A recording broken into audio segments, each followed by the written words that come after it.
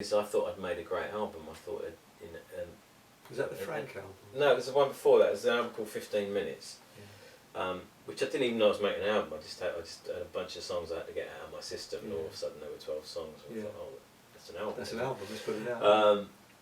So it was a bit frustrated that when I came back and I started doing interviews and I started doing a bit of PR for it, that they just wanted to talk about Live Aid and the old hits and the dumb clothes I used to wear and in sort of 10, 15 years previously.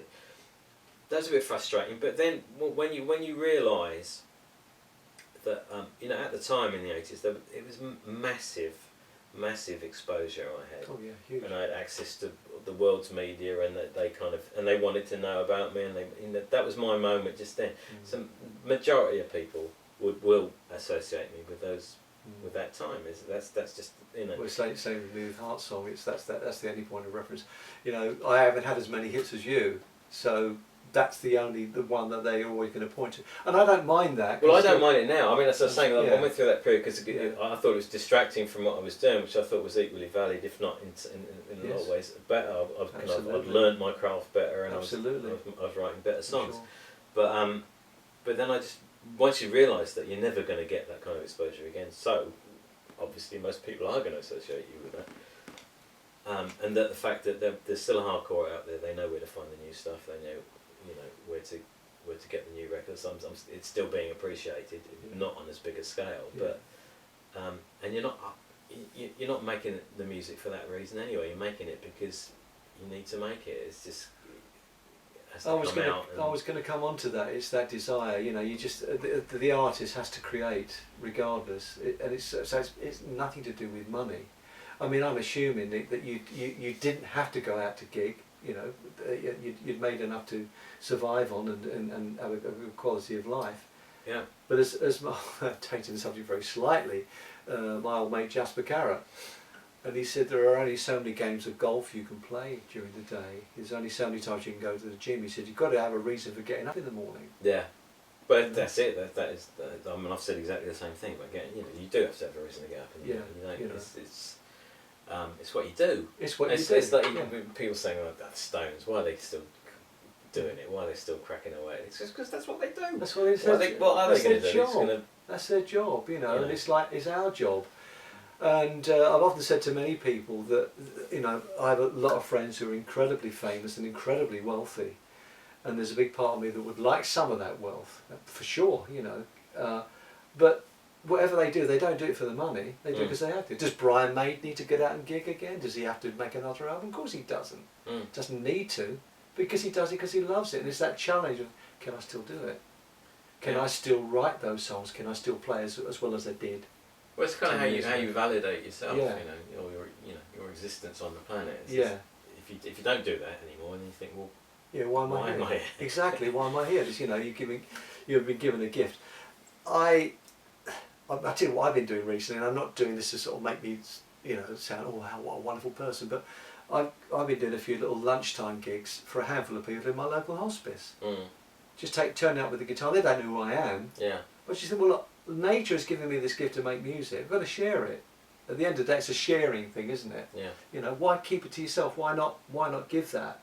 And it would be a tragedy. I, for one, am delighted to see that you haven't moved away from the public arena. Whenever I've seen, Nick Kershaw's got a new album, Nick Kershaw, I've got to go. Again, never got around to seeing you, because wherever you were playing, I was working or whatever. It's like you've never seen me play live, but listen, you're forgiven for that. No, I'll put that right. Yeah, put that right. It's good, and you sort of think, well, whatever reason he's doing it, because you are a serious musician, it's got to be for your own reasons and for what's inside you. Can we talk just a little bit about your electric guitar playing? I'm getting the impression that you started out initially on an electric guitar when you started taking your playing seriously and started writing more than the acoustic.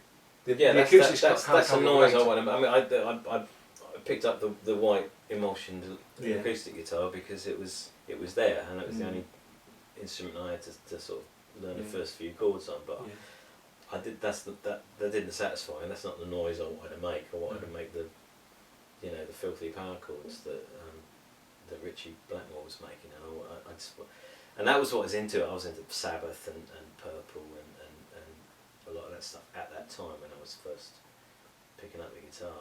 Can you remember the first electric guitar you bought? Yeah, it was a thing. It was called a Top 20. Oh, they were dreadful. Yeah. Yeah. And my first. It's like Rosetta Lucky Sevens. It was £15. Yeah. At Jock O'Donnell's in Ipswich. Yeah. It was 15 quid, and I didn't have an amp, so I used to plug it into the. Not the radiogram. The radiogram. I used to do the same. Fantastic. Same thing. Radiogram, which is the same thing I used to play my.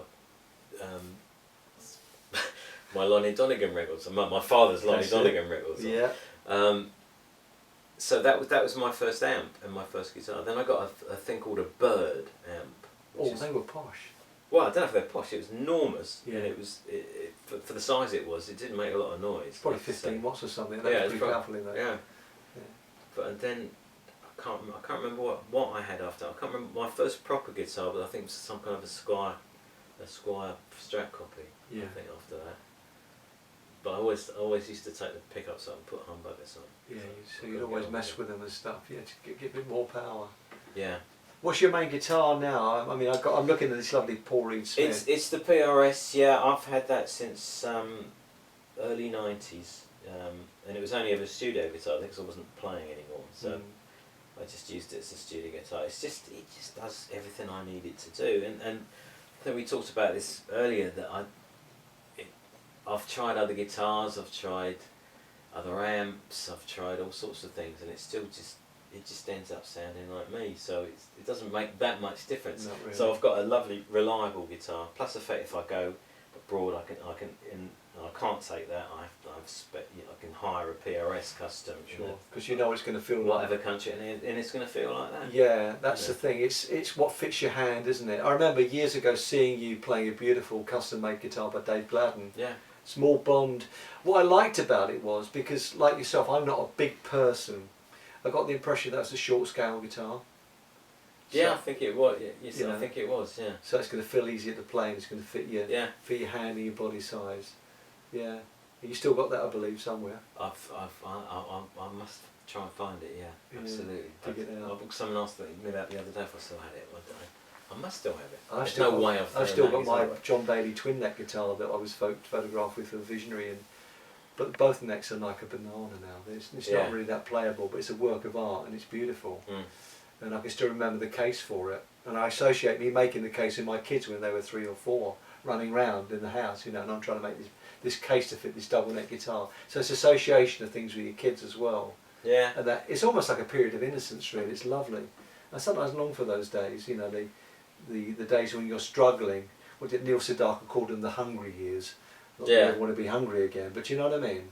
It's that kind of thing. Yeah, I don't long for them that much. Yeah, not for that much. I don't want to be hungry anymore. That's why I'm overweight.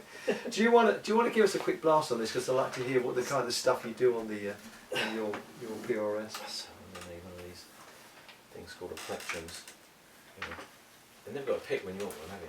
Why is that? Well, I always carry picks, but mine are probably going to be too light for you. No, go on. That's right. Yeah. It's a good old filthy sound. Yeah, it's a good sound. But I don't know what this is. You use Marshall amps as well, do you? I have done. I've got a JVM over there, but yeah, I saw one on stage with you when we did that Foy Festival. That's right. That was that one. But I'm kind of using a just sort of pretend sounds. It's true actually. Software-based sounds. I've got a pod there, and I kind of.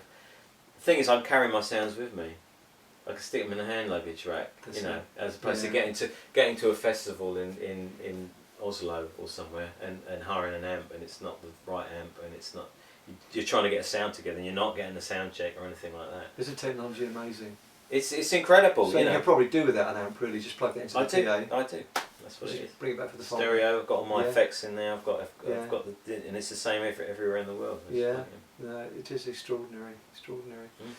So when you started to develop, how would you describe yourself as a player? As a blues player or a bit of jazz? Because I know in the early days you was in that jazz fusion. I'm a confused player. A confused, that's about.